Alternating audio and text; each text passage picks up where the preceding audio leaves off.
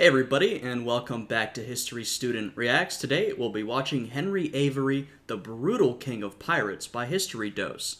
So this is definitely a new topic for this channel. I must confess my knowledge of Henry Avery is mainly contained to what I learned playing Uncharted 4, and even that is a little fuzzy. In terms of piracy in general, I have done some research on piracy in the past, though my research specifically focuses on the latter end of the golden age of piracy, specifically the time period following the War of Spanish Succession and until like the late 1720s. I think piracy is a really fascinating social phenomena. There's a lot of really interesting stuff if you dig in. But of course, this is sort of outside of my area of expertise, so I'm very excited to learn. I'm excited to be reacting to a video by History Dose, who seems to be a sort of up-and-coming history channel. I really like what I've seen of them, so yeah, I'm excited to get into this one. If you guys end up enjoying this video, I'd appreciate it if you would check out my Patreon, which is linked down below. And without any further ado, let's get into this reaction. This video is brought to you by Magellan TV. Stick around later for my personal documentary recommendation. Fitting sponsor. History Dose. Alright. The wake behind the English ship erupted with cannon fire, but the escape was too swift. In his quarters, one Captain Gibson arose from a sickly and drunken slumber, alarmed that the ship was moving. For 6 months, the English crew of Gibson's Spanish-backed privateering expedition had suffered at anchor awaiting documentation, deprived of the meager wages they had been promised. Gibson staggered to the quarterdeck, finding at the helm his own first mate, Henry Avery. Gibson demanded to know where the ship was headed, to which the bold Avery replied, "I am the captain of this ship now, and this is my cabin. Therefore, you must walk out. I am bound to Madagascar with a design of making my own fortune, and that of all the brave fellows joined with me." Honest sailing had promised the crew long and oppressive voyages for paltry food and wages. And this is a great point to make. I don't know if they're going to harp on this more, but I certainly will. One of the main causes of piracy in this era was the absolutely horrific conditions that sailors lived under. We're talking meager rations of constantly rotten food, with very little variety, of course. We're talking tyrannical ship captains who would often, beat them. There's no value given to the life of an individual sailor here. And this is true both in the Navy, in merchant ships, wherever. These sailors would live horrific lifestyles under tyrannical captains, being treated terribly, being, beaten for the slightest infraction. Under those conditions, it's not so surprising that a lot of these guys would think, you know what, fuck this. Let's mutiny. Let's seize the ship, and let's start looting. Let's do our own thing. Because these conditions were really, really terrible. And so, sending Gibson and 16 others away in a small boat, Avery and 80 mutinous associates set a course for Madagascar. Not to mention that the pay was not that impressive, and oftentimes it was just fully withheld from the sailors. There was a chance you would not get paid at all. You get swindled out of what you were owed. So, just a terrible situation for the honest, hard-working sailor. Maybe better to just become a pirate. Where ordinary men of their lot might seize their fortune with sword and pistol. Indeed, a fellow Englishman named Thomas Tew had ventured there and built his legend, plundering the treasures of the Indian Ocean. Yep. Rechristening their ship, the Fancy, the pirates sailed first to the tropical waters of Cape Verde to procure provisions. There, Captain Avery raided 3 English merchant vessels for salt beef and fish, and presented to their impoverished crews an apparently egalitarian arrangement. If they joined him, pirate code stipulated their loot should be divided in clear and fairly equal structures, and unjust captains could be voted out. Avery's own power was checked by that of his quartermaster, Joseph Dawson. This is great. I really like that we're touching on this because we're sort of touching on the social aspects of piracy, which I find particularly interesting. So, and when I talk about this, I'm particularly talking about Atlantic piracy during the latter half of the Golden Age. I cannot generalize about piracy throughout history or in different parts of the world. I can only talk about what I know. But at least in this period, what they're saying is exactly right. A pirate ship was far more egalitarian than a non-pirate ship. Like I mentioned earlier, if you're an honest sailor on a merchant ship or a navy ship, you're probably getting beaten pretty frequently. You're getting paid way less than your captain. You're not getting fed well. Versus on a pirate ship, there often was a fairly equal distribution of the loot. The captain may only get paid 2 or 3 times more than a regular sailor. I mean, that is extremely equal compared to other ships. Not to mention, there was, on a lot of these pirate ships, a fairly democratic style of decision-making. A lot of pirate ships in this era, they made decisions by bringing everybody together in a big council where they would vote on decisions. In addition, there was a certain balance of power. As they mentioned, the power of the captain was balanced out by the power of the quartermaster. Not to mention that the captain did not necessarily have the tyrannical power that the captain of a merchant ship or a navy ship would have, because like I said, most of the decisions were made communally, democratically. The captain's main power was that he was empowered to make quick decisions during times of battle. That's mainly what he was entrusted to do. Aside from that, the crew would make a lot of the decisions, although, like I'm saying, this differed from ship to ship, and there were some captains who were far more overbearing, but I'm just talking in general about this period, in this area. So yeah, there's a lot of really interesting stuff about how pirates organized their ships, lived their lives, and interacted with each other. And that's why I say that I think, in this era in particular, the social aspects of piracy were particularly interesting and definitely informed by the lives that sailors were forced to live before they became pirates. 9 of the English sailors came aboard, and soon the pirates cruised into the turquoise waters of West Africa. Captain Every knew this so-called slave coast well. After a stint in the Royal Navy, he had made a living here purchasing people from African chiefs, and often stealing those slave traders as well. There's also a really interesting relationship between piracy and slavery. There are some examples, in fact, a lot of examples, of freed slaves joining pirate ships, or pirate ships, attacking slave ships and then freeing the slaves and allowing the slaves to join their crews. But there are also examples of pirates, attacking slave ships and then selling the people in bondage into slavery. So, it's interesting. There's some difference there.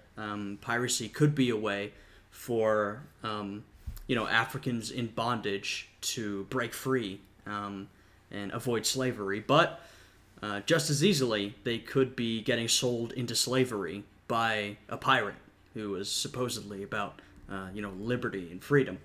So it's an interesting mix, and we see this in a lot of piracy between sort of the principles and, the money.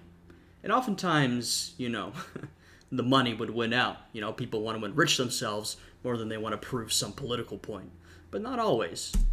Men and women had begged for mercy as Every shackled them below deck to starve and wallow in their own waste. Months later, he would haul out the survivors to be sold and to suffer the rest of their lives on plantations in the West Indies. Yeah. Now, Henry Every returned to this coast under different pretenses. He raised the English flag at a verdant harbor, and a group of Guinean villagers soon paddled out and came aboard to trade.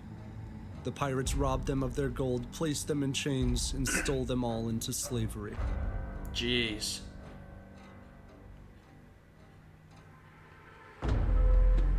The crew continued south, stopping to remove extraneous decks from the ship, such that the Fancy became one of the fastest vessels on the Atlantic. With newfound speed, Every chased down 2 Danish privateering ships and let loose a violent torrent of cannon fire. The Danes surrendered and relinquished 40 pounds of gold, chests of fine fabrics, ivory, and guns, and 50 large casks of brandy. 17 privateers joined the crew.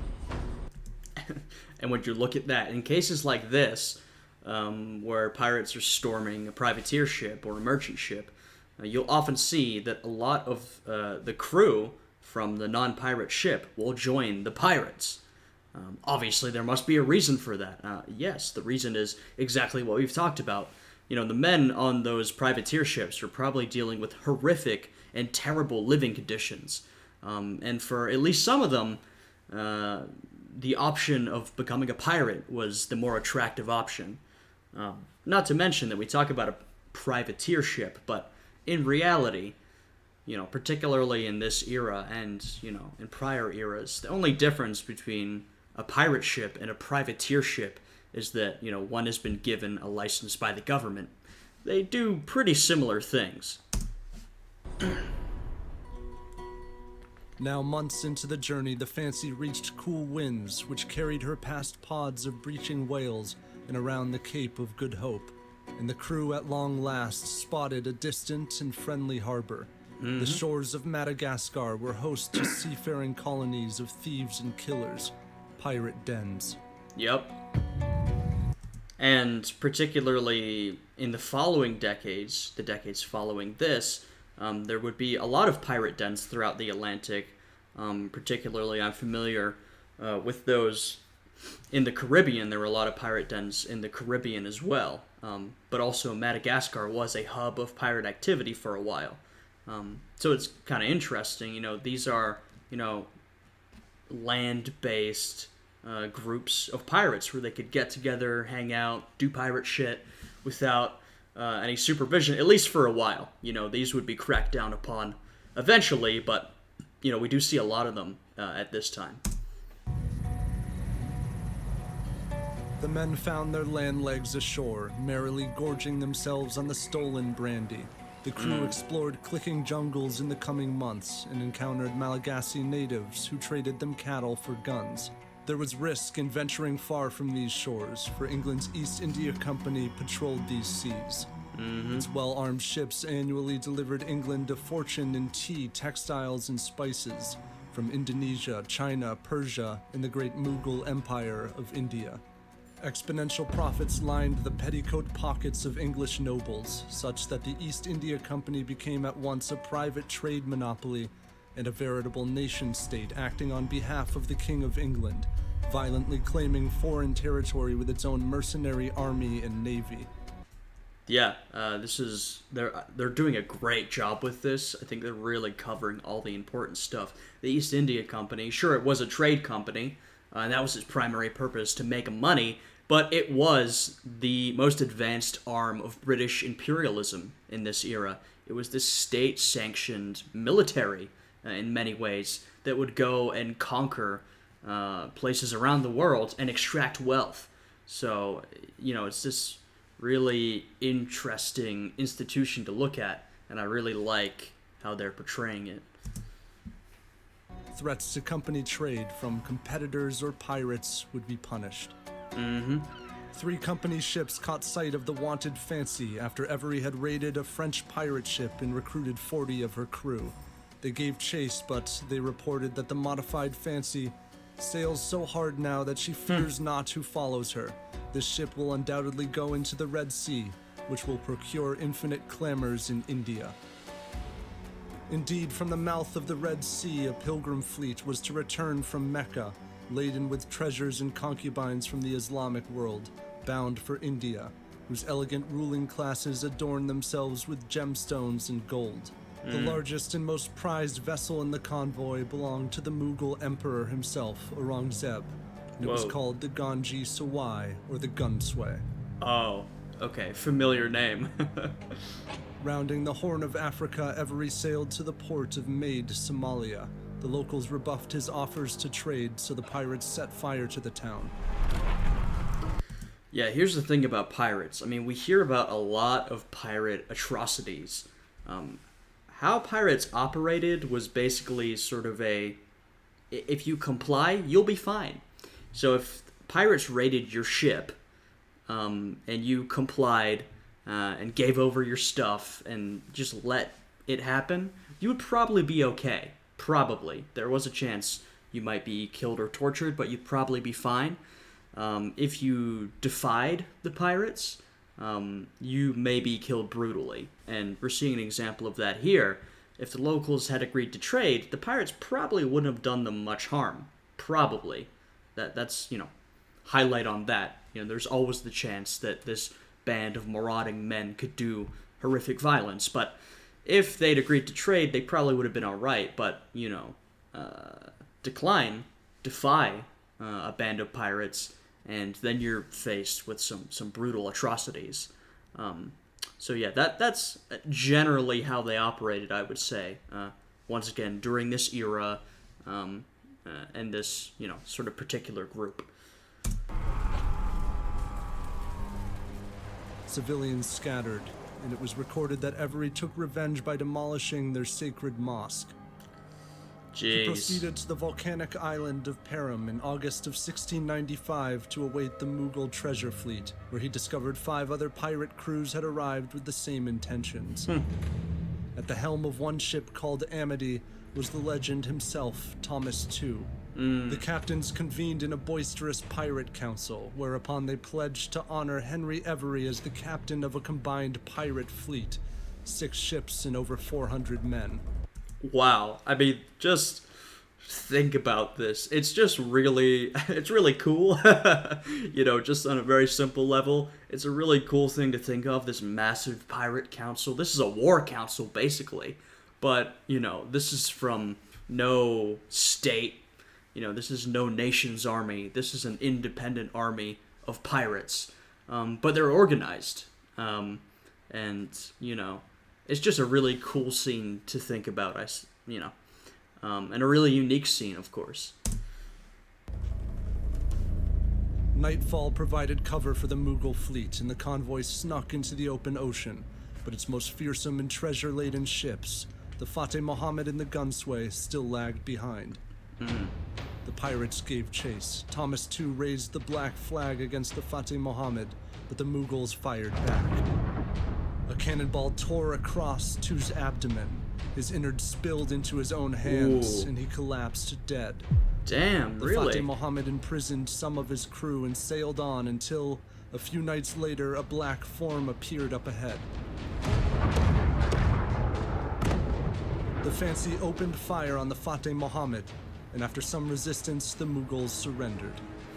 Every freed its prisoners and plundered its treasure, but the true fortune, the Gunsway, still sailed ahead.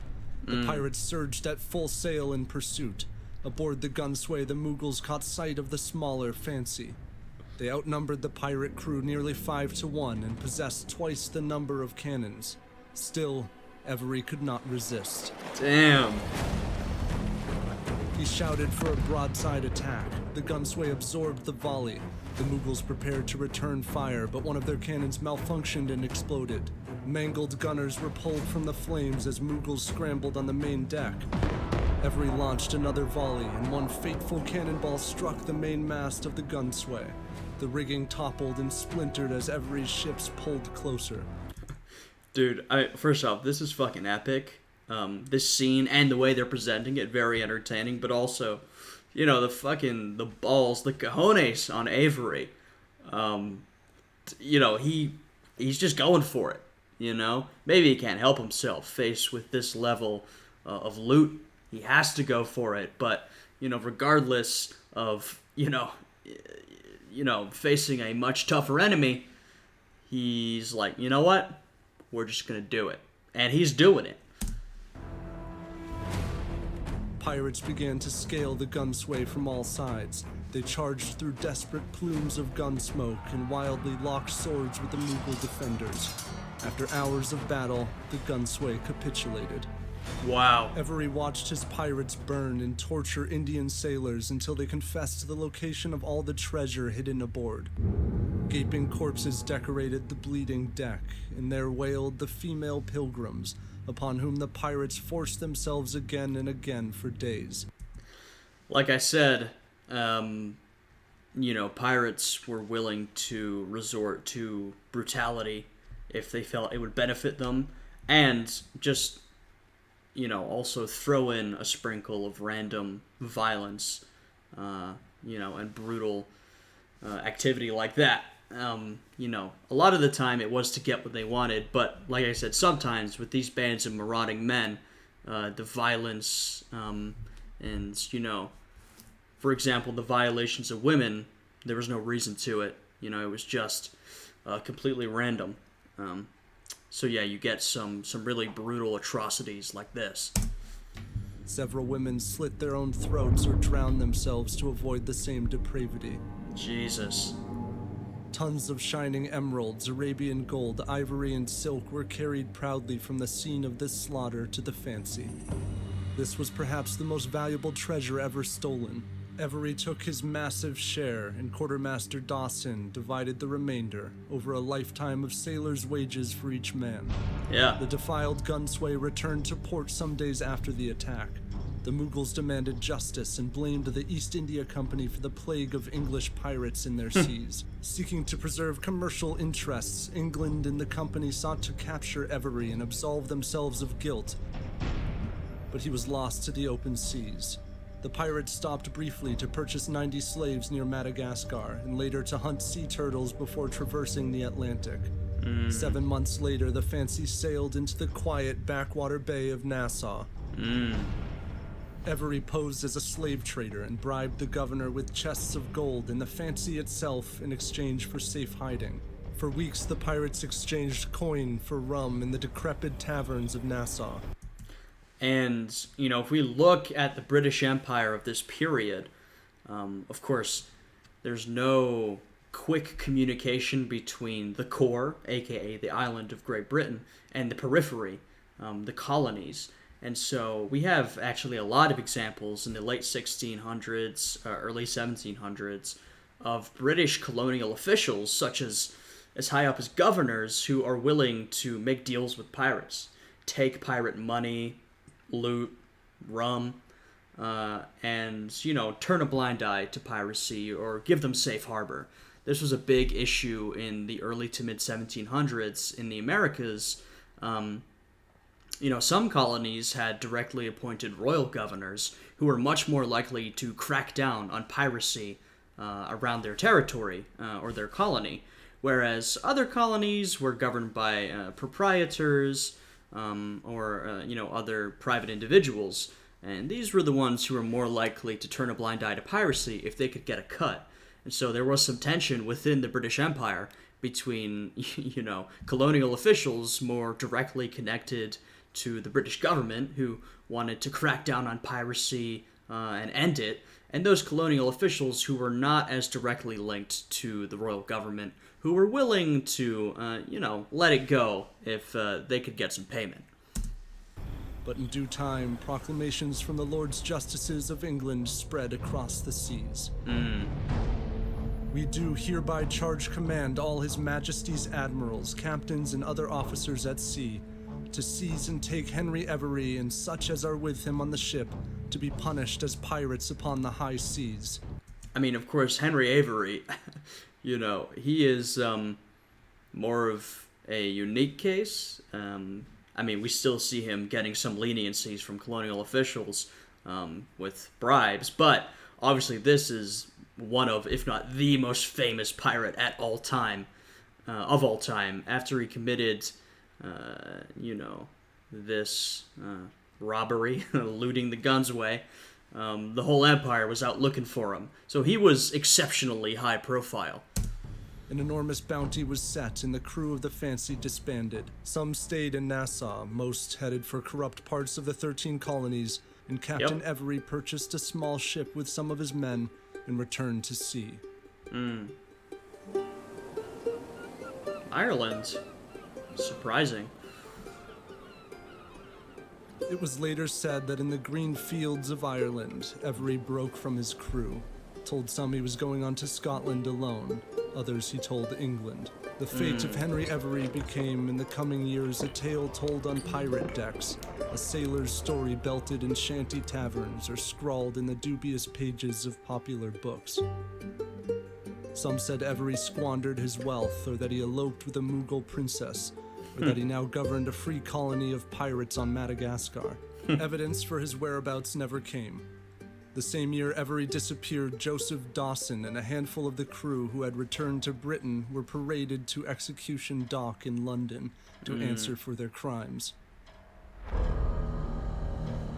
Yeah, I mean, pirates were often given leniency by colonial officials who had something to gain, but if you were caught, the crown had it out for you. You would be executed and tied up for all to see.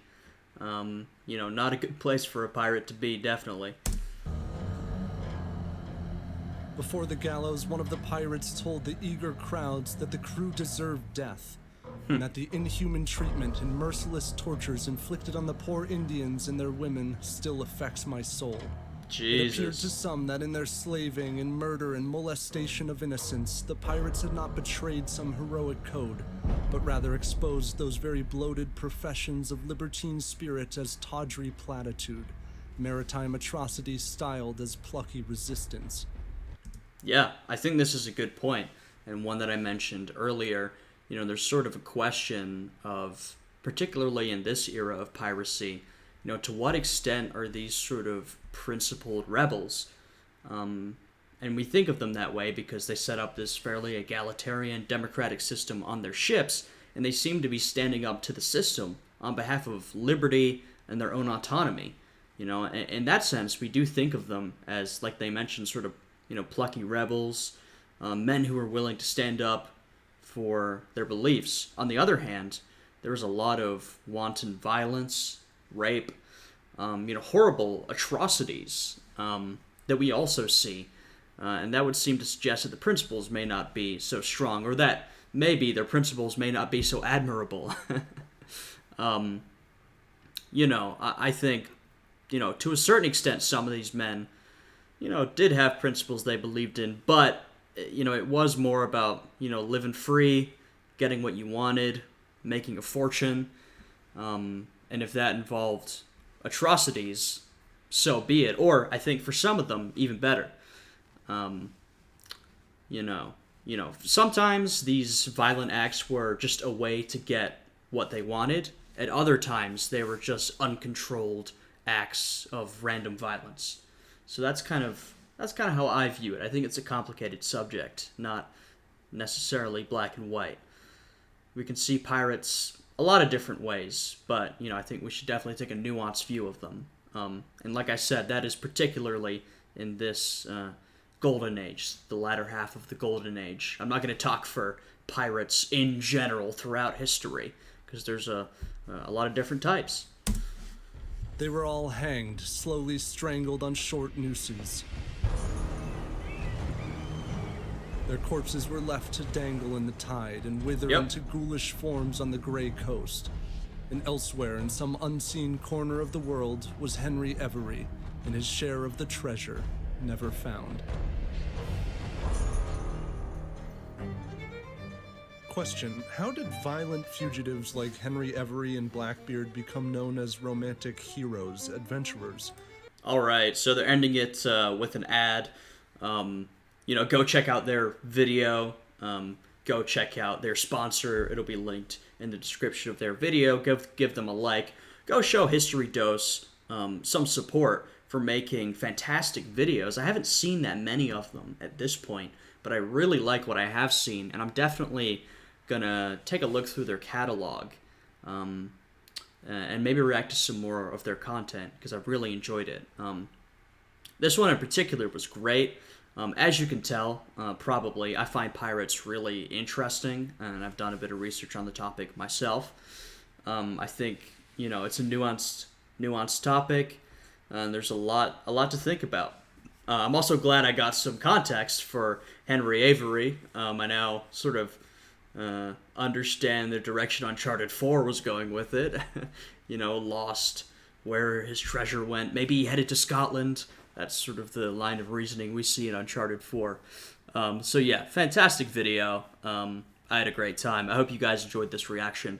If you did, I'd appreciate it if you would leave a like, subscribe to my channel, and check out my Patreon, which is linked down below. I hope you guys are all having a good day today. Stay safe in this hot summer heat, if it's hot where you are. And I will see you guys again next time. Goodbye.